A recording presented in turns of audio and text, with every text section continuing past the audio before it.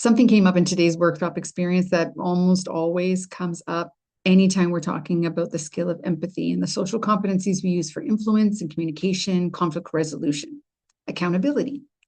And what came up was, I'm too empathetic. So, of course, I said, go on. And what this individual expressed was they're leading other people, and inevitably, those people will bring forward to them issues, barriers, obstacles, things that they're experiencing that are getting in the way of their performance. And she feels so badly, AKA too much empathy, that she ends up saying things along the lines of, that's okay, don't worry about it. And so I asked her, after you say that, what happens?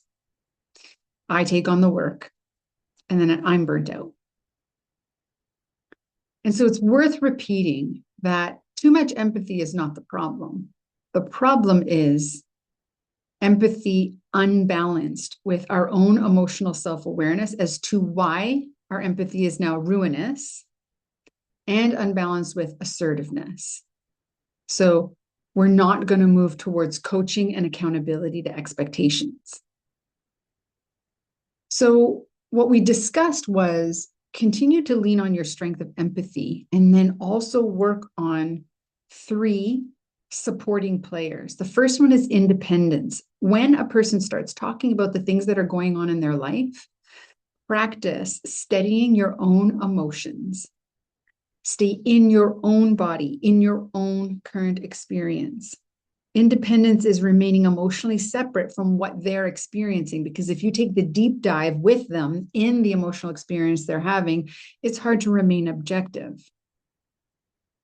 2, in regulating your own emotions, this also helps you to listen really well. And that will help to support assertiveness. So as we use empathy, it is the act of saying, go on, tell me more, what else? Allow the whole person to express the whole of their experience.